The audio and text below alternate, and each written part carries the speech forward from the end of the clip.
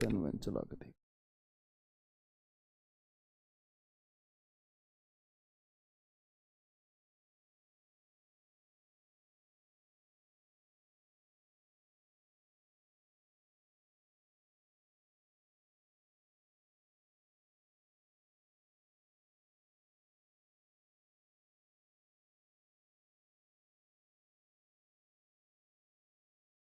जय हिंद दोस्तों, मैं नवीन शर्मा आप सभी का स्वागत करता हूं। आशा करता हूं आप सब एकदम अच्छे हैं, एकदम बेहतरीन हैं।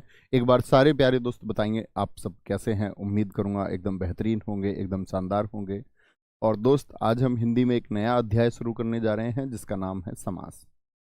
समास पढ़ेंगे, समास के बाद में फिर हम संधि को पढ़ेंगे। तो जो हमारा व्याकरण पर एक लगभग जानने वाली बात होती है उसको हम जान पाएंगे, फिर हम क्रिया विशेषण की तरफ चलेंगे। ठीक है, तो ये एक क्रम है जिससे हम चीजों को आसानी से सीख पाते हैं। तो आज हम एक नया अध्याय शुरू करने जा रहे हैं। क्या नाम है? समास। बड़ा अच्छा चैप्टर है, प्रश्न आना लगभग तय ही होता है। आपकी परीक्षा में आपको 1 से 2 प्रश्न समास से मिलने तय ही हैं। पिछली बार यूपीएसआई में अगर आपने पुराने प्रश्न पत्रों का अवलोकन किया हो तो आपने देखा होगा 3-3 तक भी प्रश्न समास से पूछे गए। तो बहुत ध्यान देने की आवश्यकता है। 3 अंक का मतलब होता है एक बड़ी बात। 7.5 अंक पाना वो आपको मेरिट में एक ऊंचे स्थान की तरफ या असफल होने की तरफ भी भेजते हैं। क्या बोलेंगे जी? समास। कौन सा अध्याय है? एक बार सारे दोस्त बताएंगे कितने नंबर अध्याय पर हम आ चुके हैं। अध्याय समास।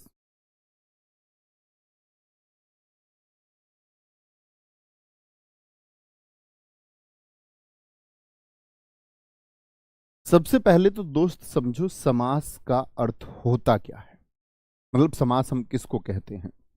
समास का एक छोटा सा अर्थ है संक्षिप्तीकरण। जैसे आप लोग अंग्रेजी में पढ़ते होंगे एब्रीविएटेड फॉर्म्स, एमबीबीएस, बड़ा नाम है, bachelor of medicine and bachelor of science. हमने उसको छोटा सा कर दिया एमबीबीएस, यानी कि हमने उसको क्या कर दिया? संक्षिप्त रूप दे दिया। संक्षिप्त रूप। जैसे आप देखें, आप में से बहुत सारे लोग बीए, तो आप क्या बोलेंगे? बैचलर ऑफ आर्ट्स को संक्षिप्त कर दिया। ऐसा क्यों कर रहे हैं संक्षिप्त? हम संक्षिप्त करने की जरूरत ही क्यों थी? बैचलर ऑफ आर्ट्स ही क्यों नहीं? क्योंकि भाषा ये कहती है कि अगर कम से कम शब्दों में जो समझ में आ जाए वह बेहतर है। कम से कम जो स्थान घिरे लिखने में वो बेहतर है। स्याही कम खर्च होगी, कागज कम खर्च होगा, बोलने में ऊर्जा कम खर्च होगी। इसीलिए चीजों को संक्षिप्त किया जाता है। तो संक्षिप्तीकरण क्यों होता है ये बात तो आप जानते हैं।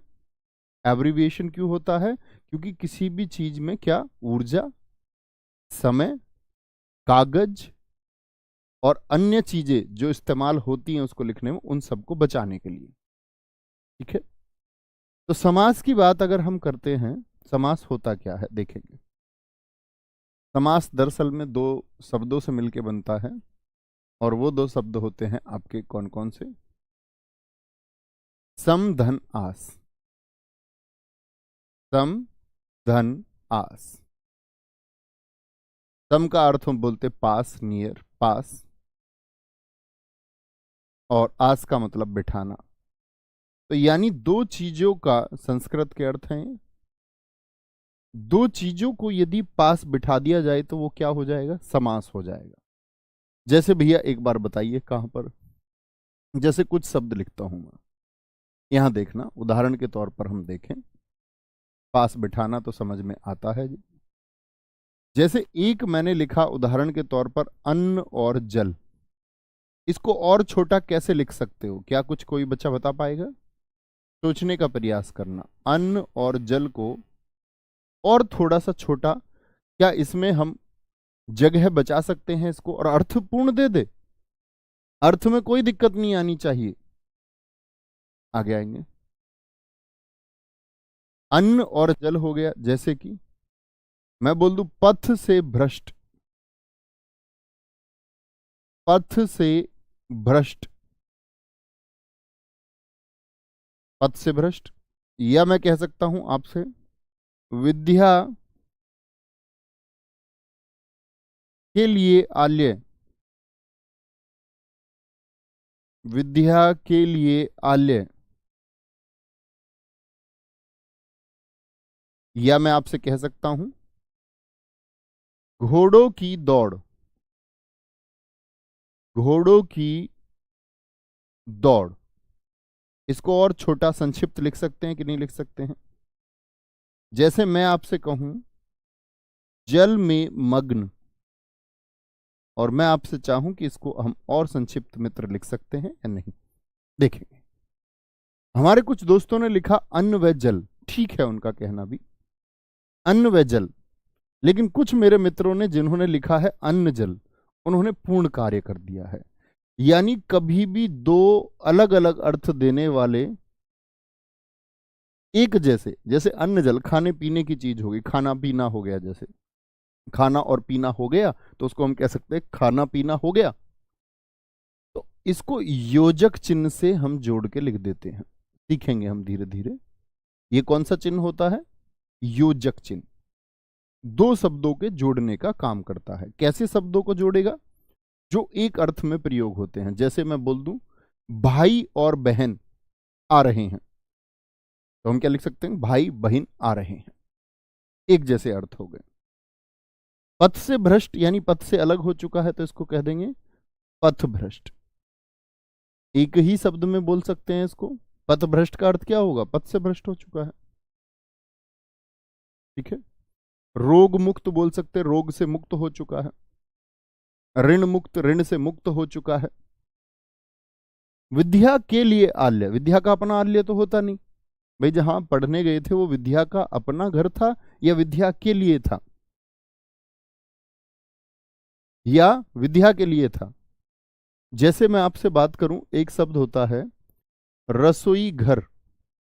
ये रसोई का अपना घर होता है या रसोई का घर बोलूं मैं इसको? रसोई का घर बोल दूं मैं इसको, या मित्र इसको मैं रसोई के लिए घर कहूं? रसोई यानी कि खाना बनाने के लिए ये एक कमरा या घर है, या रसोई का अपना खुद मालिक है रसोई इसकी घर की? नहीं जी, अपना घर नहीं होता, रसोई के लिए होता है। इसके लिए होता है रसोई के लिए। इसी तरह से ये विद्या के लिए आल्य। तो इतना बड़ा स्पेस हमको चाहिए नहीं, इतना जगह चाहिए नहीं। एक छोटे से रूप में एक शब्द के द्वारा हमने इसको क्या कर लिया? पास बिठा दिया। किस किस को पास बिठाया? इसको और इसको पास बिठा दिया। पथ और भ्रष्ट को पास बिठा दिया। अन्न और जल को योजक चिन्ह के द्वारा पास बिठा दिया। घोड़ों की दौड़, इसको बोलते हैं, एक शब्द इस्तेमाल होता है घुड़ दौड़, घुड़ दौड़। तो दो शब्दों को हमने पास बिठा दिया। जलमग्न बोल सकते हैं, जल में मग्न को जलमग्न कह देंगे।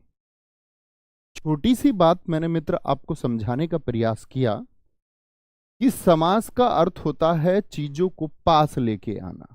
समास का अर्थ होता है चीजों को पास लेके आना। यानी चीजों को पास लेके आ रहे हैं तो क्या कर रहे हैं? छोटा कर रहे हैं। छोटा कर रहे हैं तो क्या कर रहे हैं? संक्षिप्त कर रहे हैं। और संक्षिप्त कर रहे हैं इसीलिए हम कहते हैं कि समास का अर्थ होता है संक्षिप्तीकरण। क्या बात समझे? सारे दोस्त बोलेंगे। अगर मैं आपसे बोलूं समास का अर्थ एक शब्द में मुझे बताइए क्या होता है, बोलेंगे? लिखेंगे। समास का अर्थ होता है, समास का अर्थ होता है, होता है संक्षिप्तीकरण। यानी छोटा करके लिखना है, संक्षिप्तीकरण। और क्या किया था हमने इस संक्षिप्तीकरण में?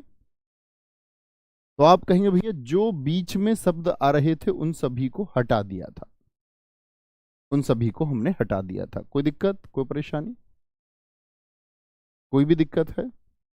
सर जी प्लीज एक बार भ्रष्ट को देखिए, वह क्या ठीक लिखा है, मैं देख लेता हूं क्या मैंने कहीं गलत तो नहीं लिख दिया। पथ भ्रष्ट, मैंने बिल्कुल शब्द को गलत लिखा है। बहुत थैंक यू बताने के लिए। भ्रष्ट नहीं होता, भ्रष्ट होता, पथ भ्रष्ट। पथ भ्रष्ट होता है, बहुत शानदार, थैंक यू, मेरी गलती है इसमें, पथ भ्रष्ट होता है, वेरी गुड, भ्रष्ट नहीं, री नहीं, र होगा, भ्रष्ट होगा, ठीक है, पथ भ्रष्ट। आगे आएंगे। समास का अर्थ होता है संक्षिप्तीकरण, अर्थात क्या होगा इसमें जरा बोले। आप कहेंगे भैया यानी कि हम छोटा कर रहे हैं। अगर मैं दूसरी बात आपको सिखाऊं और मैं बोलूं, क्या बोला मैंने इसमें, कि जब हम समास को लिखेंगे अर्थात छोटा करेंगे, तो जो छोटा हुआ है वह फिर से बड़ा हो सकता है कि नहीं, बताएंगे। जिसको हमने लघु किया उसको हम फिर से दीर्घ कर सकते हैं कि नहीं। जैसे मैं बोलूं घुड़दौड़ को लिखिए विस्तार से, तो आप क्या लिखेंगे, घोड़ों की दौड़। जलमग्न को आप क्या लिखेंगे, जल में मग्न लिखेंगे या नहीं, हाँ या ना, हाँ या ना, बोले एक। जी भैया बिल्कुल लिखेंगे, ये आप बात को पता होनी चाहिए। अच्छा जी, समास का अर्थ होता है संक्षिप्तीकरण और लिखना। समास की प्रक्रिया में बना शब्द, बड़ी अच्छी ये पंक्ति है, इसको देखना। समास की प्रक्रिया में बना शब्द तामसिक, सॉरी, सामसिक,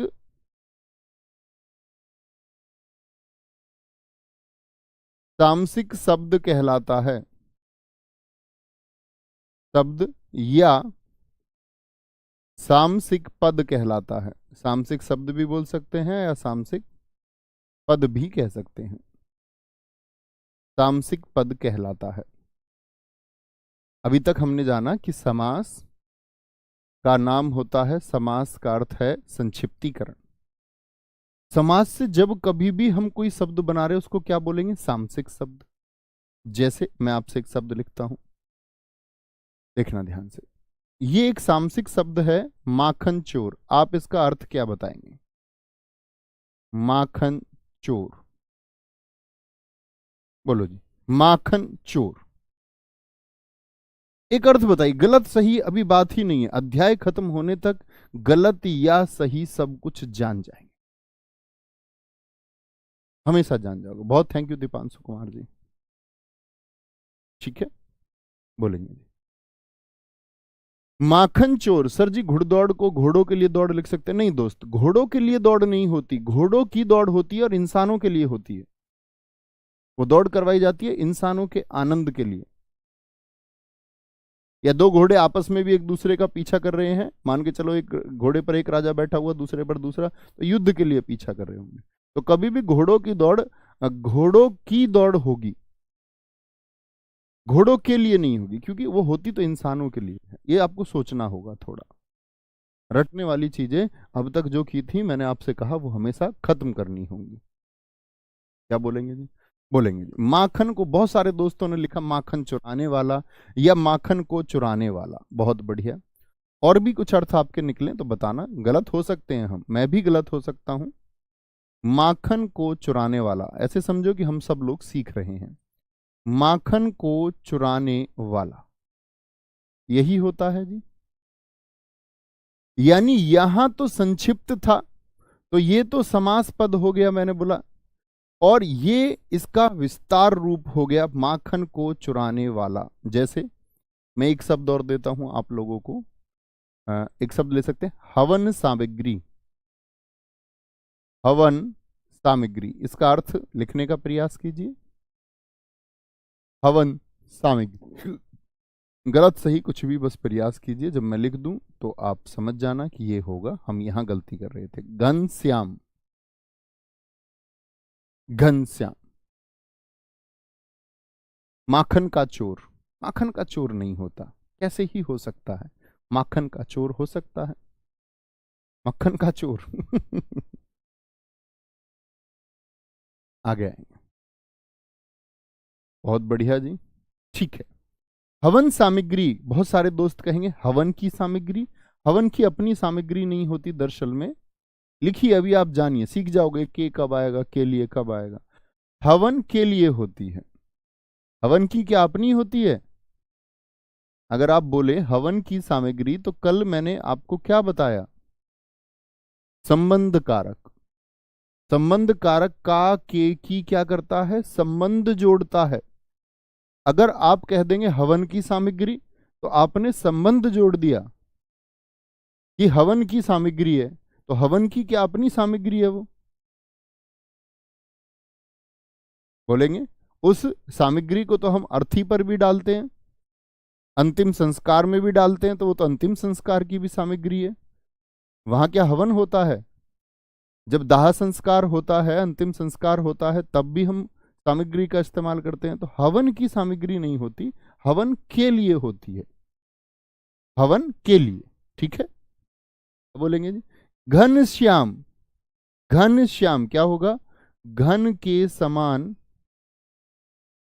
घन के जैसा, यानी घन किसको बोलते हैं? बादल।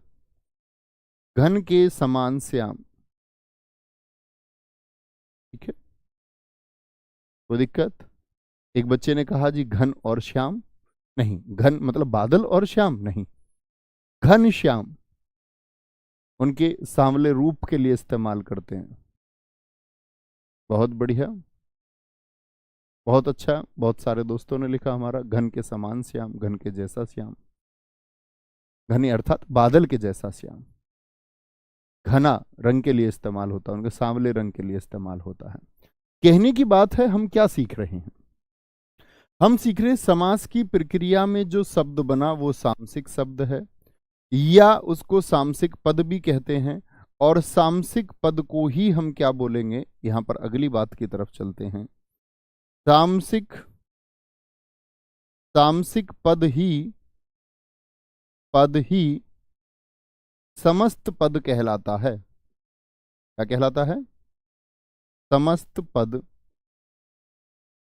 समस्त पद कहलाता है,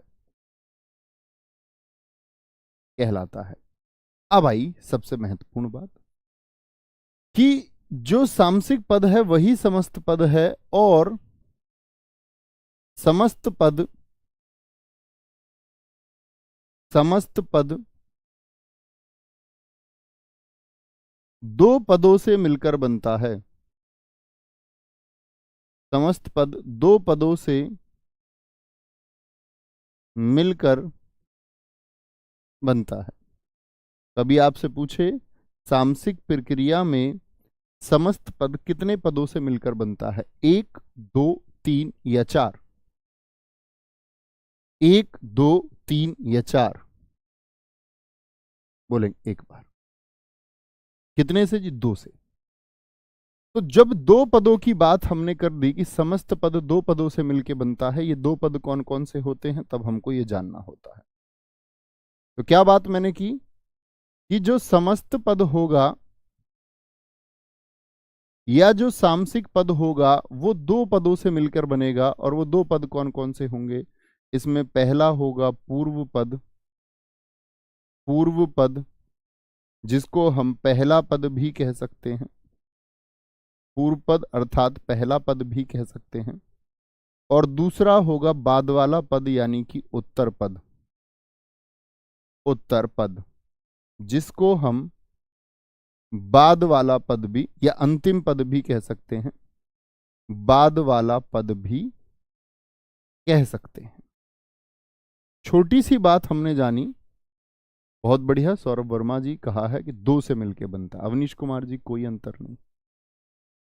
सीखेंगे धीरे धीरे, जब हम शब्दों पर पहुंचेंगे तब ये बात आप सीखें।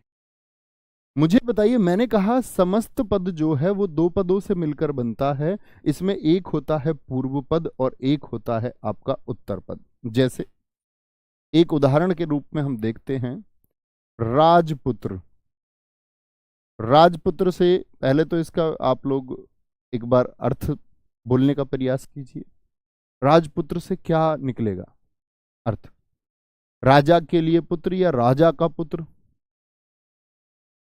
बोले ये कुछ और निकलता है, राजा की पुत्री निकल जाता है अर्थ। तो आप कहेंगे राजपुत्र जो होता है ये अर्थ देता है जी कि राजा का पुत्र। राजपुत्र उसी को कहेंगे। तो इसमें जो पहला शब्द है वो कौन सा है? राज है। और जो दूसरा आपका शब्द है वो कौन सा है? वो पुत्र है। इस बात में किसी को कोई दिक्कत? तो मित्र, जो राजा है, क्या बोलोगे? जो इसमें राज एक शब्द हुआ और एक शब्द हुआ पुत्र, तो राज क्या हुआ? इसमें पूर्व पद हुआ। क्या हुआ? पूर्व पद हुआ। और पुत्र बाद वाला, यानी कि उत्तर पद हुआ। उत्तर पद हुआ। कोई दिक्कत? अच्छा, गंगा जल से देखिए क्या अर्थ निकलता है। गंगा जल, गंगा जल, गंगा का जल बोलते हैं या नहीं बोलते? हाँ जी। तो यहां पर मुझे बताइए, इस वाले वाक्य में पूर्व पद कौन सा है? वाक्य बोल रहा हूं, सॉरी, इस शब्द में पूर्व पद कौन सा है और उत्तर पद कौन सा है?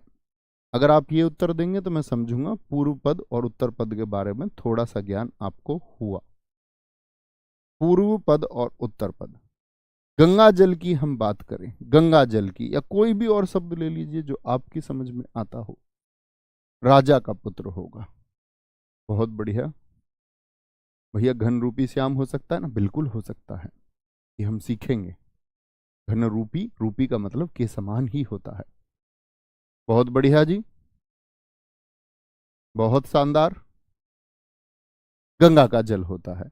तो पूर्व पद बताइए, पहला पद कौन सा है? ये तो बड़ी आसान सी बात हुई भैया कि पहला पद इसमें गंगा होगा। गंगा में अनुस्वार हटा के लिख के दिखा सकते हो मुझको? बोलो यस। उत्तर पद होगा जल। जो चीजें मैं आपको अब तक सिखा चुका हूं वो चीजें आपके फिंगर टिप्स होनी चाहिए। बड़े धीरे धीरे हम सीखते हुए चलते हैं, इसी एक उम्मीद के साथ में कि सब समझ पाते होंगे। पूर्व पद और उत्तर पद जान चुके जी? पूर्व पद और उत्तर पद जान चुके जी? हाँ जी, इस बात में कोई परेशानी नहीं। चलो, अच्छा, जब कोई परेशानी नहीं है इस बात में कि पहला पद और उत्तर पद, यानी कि समस्त पद के लिए कितने पद चाहिए? 2 पद चाहिए। 2 पद होने ही चाहिए, और वो दोनों ही क्या होंगे? अर्थपूर्ण होंगे। 2 पद अर्थात 2 शब्द। राजपुत्र में राजा का अर्थ देता है और पुत्र का अर्थ देता है। दोनों अर्थपूर्ण है कि नहीं? हाँ या ना? हाँ या ना? बोलो भी फटाफट से। बोलेंगे जी, बहुत बढ़िया। अब हम देखते हैं आपका, मैं आपसे कुछ प्रश्न यहां पर करूंगा। प्रश्न मेरा ये है, क्या ईंट शब्द में अगर मैं इसको तोड़ूं 2 पदों में, क्या टूट जाएगी? हाँ या ना? ईंट, ईंट को प्रयास कीजिए 2 पदों में तोड़ने का, क्या 2 पद बन जाएंगे या 2 शब्द बन जाएंगे? घर को मैं तोड़ूं, क्या 2 शब्द बन जाएंगे? हाँ या ना? मकान को मैं तोड़ दूं, क्या इसमें उत्तर पद और पूर्व पद आप बता सकते हैं? या सड़क शब्द में ले लूं, मुझे इसमें उत्तर पद या पूर्व पद बता दीजिए। किताब में पूर्व पद या उत्तर पद आप बता दीजिए मुझको। ठीक है, किताब में। अलमारी में आप मुझको उत्तर पद या पूर्व पद बता दीजिए। ठीक है, क्या बोलोगे? पायजामा में आप, पायजामा नहीं, कुछ और ले लीजिए। कुर्ता में आप मुझको उत्तर पद या पूर्व पद बता पाएंगे क्या? देखना चाहूंगा। बहुत सारे दोस्तों ने, आशीष यादव जी, आपने गंगा एकदम से ठीक लिखा था, लिखेंगे जी। बहुत सारे दोस्तों ने लिखा नहीं नहीं नहीं नहीं। बहुत सारे, कुछ इक्का दुक्का बच्चे ने लिखा है हाँ, वो पता नहीं कैसे लिखेंगे। अच्छा, ईंट में बताइए जरा पूर्व पद कौन सा है भैया? कैसे तोड़ दूं? ई और टे, ई और टे। आप कहेंगे भैया ई ये कोई अर्थ थोड़ी देता है, ये कोई शब्द थोड़ी है, ये तो वर्ण हो गया। आपने कहा कि शब्द में तोड़ना है, पद में तोड़ना है, और दोनों के अर्थ होते हैं गंगा जल, राजपुत्र। कोई अर्थ नहीं, नहीं तोड़ पाएंगे, नहीं तोड़ पाएंगे, नहीं तोड़ पाएंगे।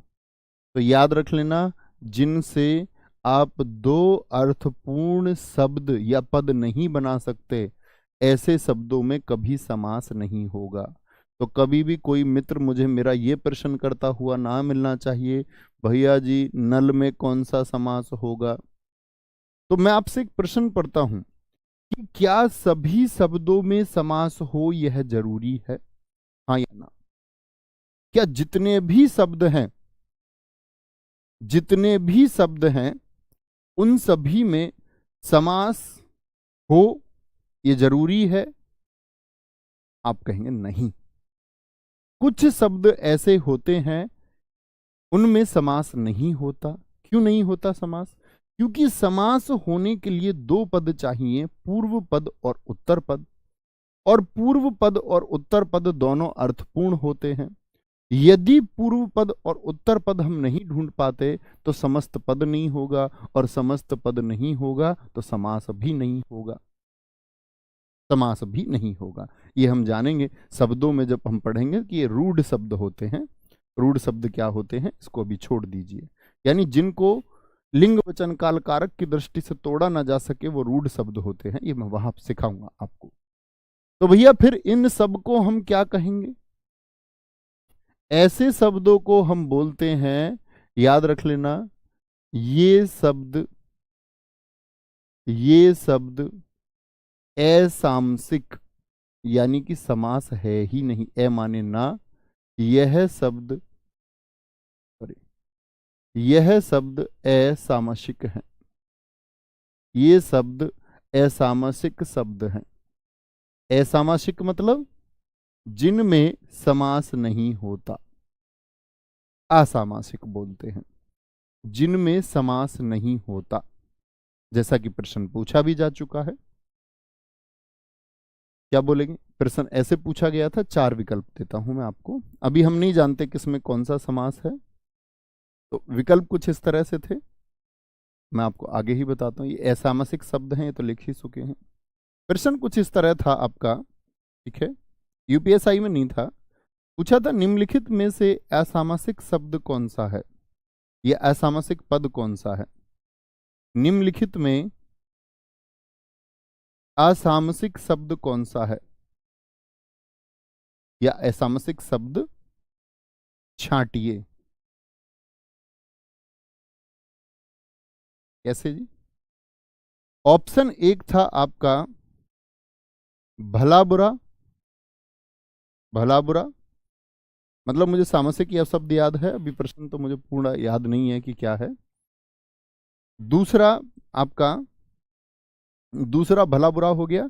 एक हम ले सकते हैं इसमें नवरात्र। नवरात्र एक हम इसमें ले सकते हैं आपका नीलकमल। नीलकमल। और एक विकल्प हम इसमें ले सकते हैं आपका, एक शब्द कोई भी, जैसे हम ले लेते हैं कुर्सी। मुझे बताइए इसमें से असामसिक शब्द कौन सा होगा?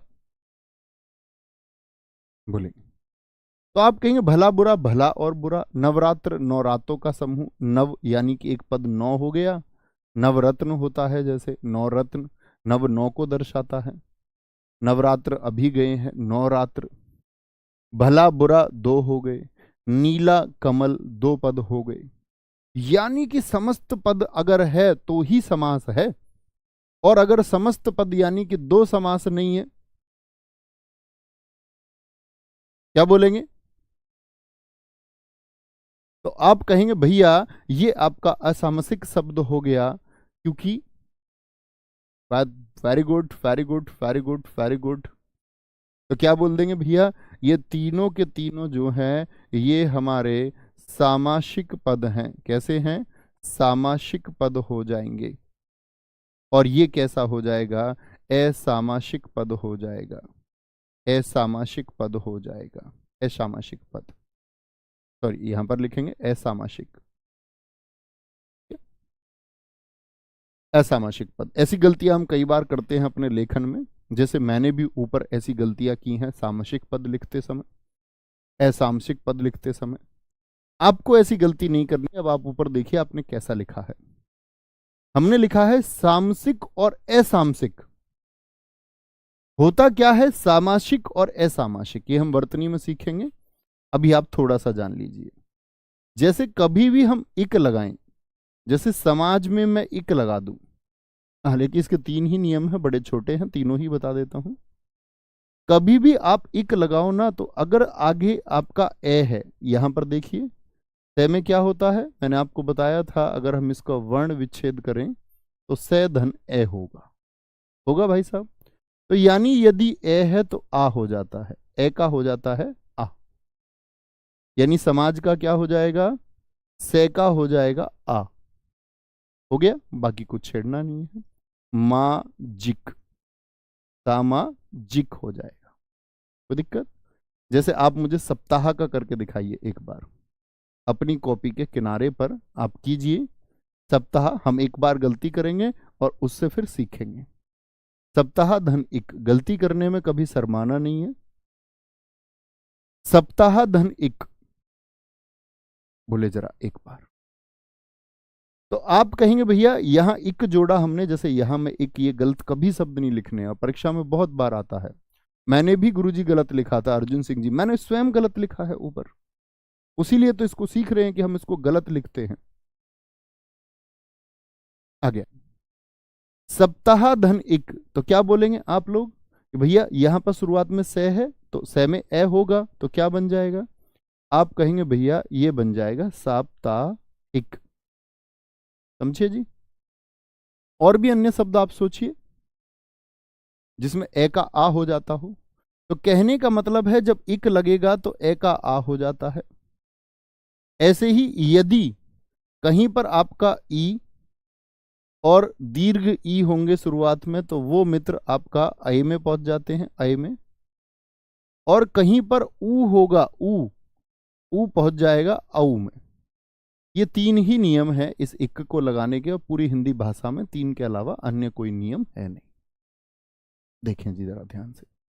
जैसे ई का ए कैसे होता है, नीति में यदि कभी मैं इक जोड़ दूं, नीति में मैं कभी इक जोड़ दूं, नीति में, और आप सैकड़ों शब्दों को सही लिखने लग जाएंगे आज के बाद में अगर आप इसका प्रयोग करेंगे।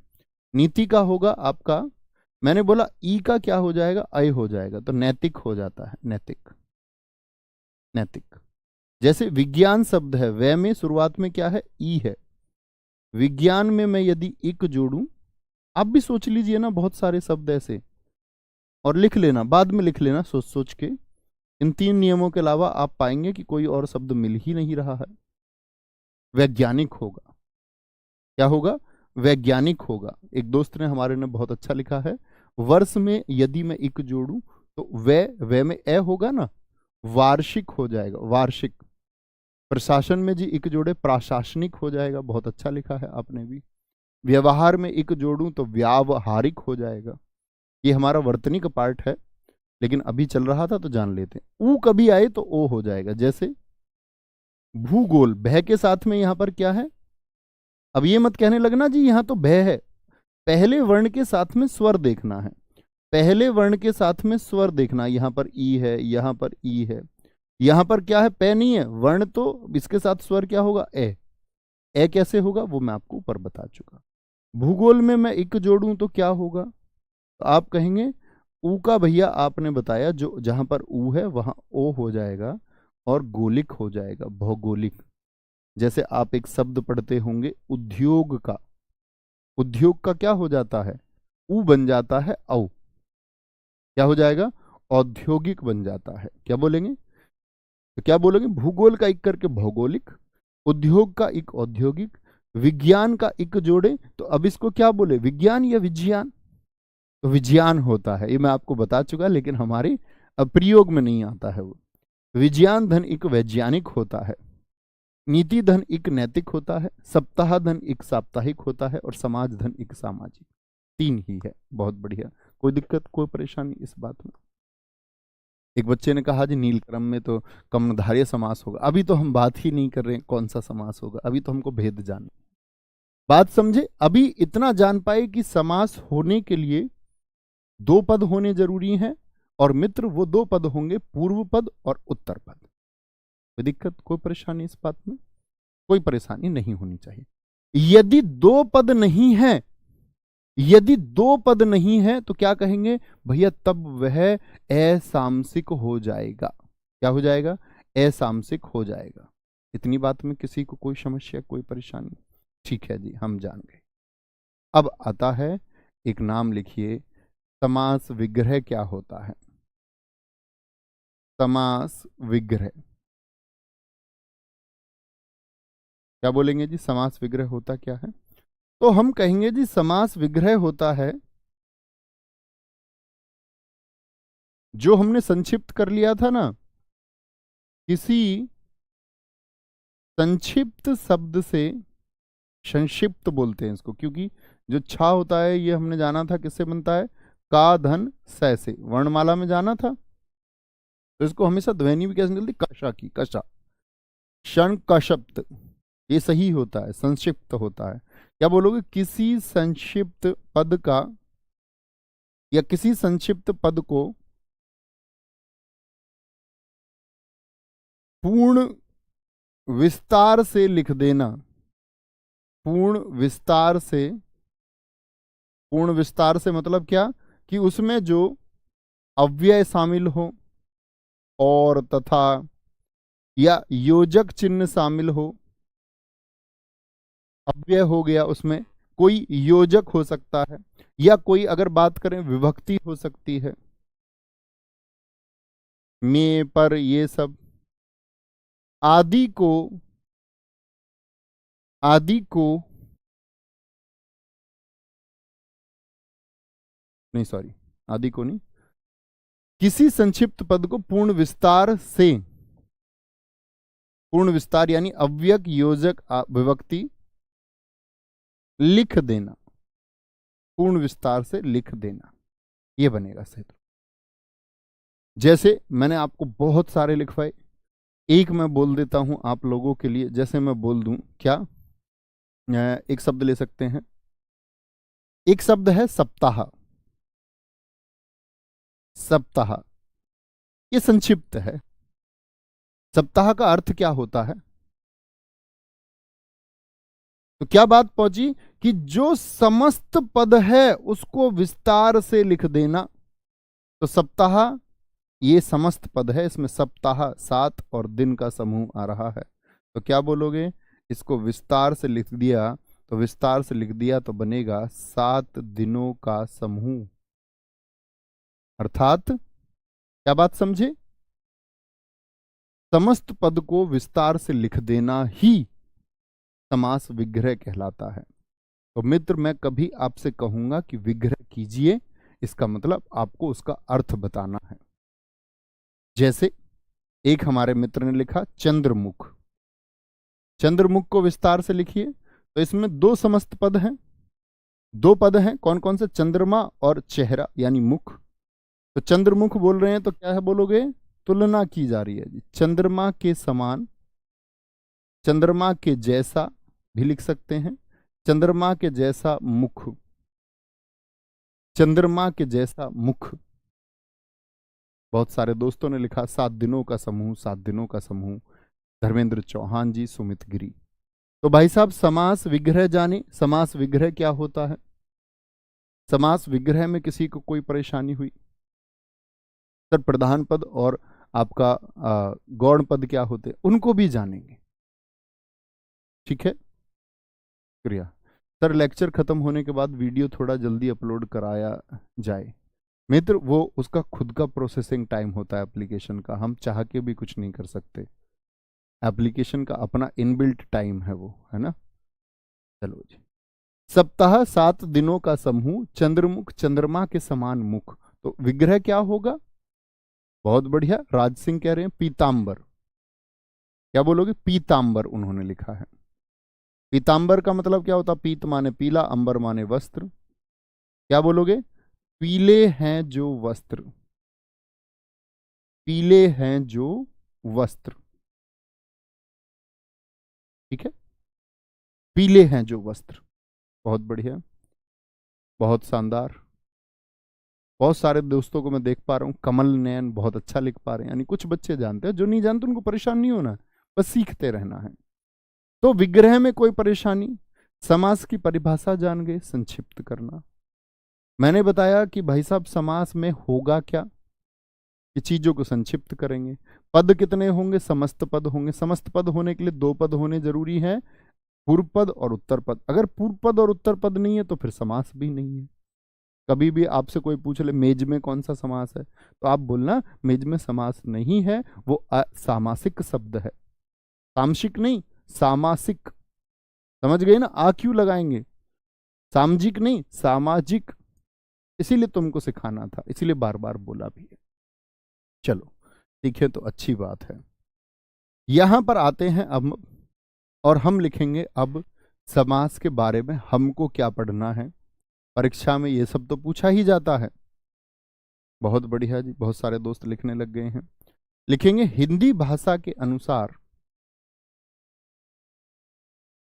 संस्कृत आदि की बात ही नहीं करते। पहले मैं बताता था संस्कृत आदि की, लेकिन अब उसकी बात ही नहीं करेंगे, क्योंकि उसका परीक्षा से कोई लेना देना नहीं, और उल्टा बच्चों को कंफ्यूज होता है, उससे कंफ्यूजन हो जाता है।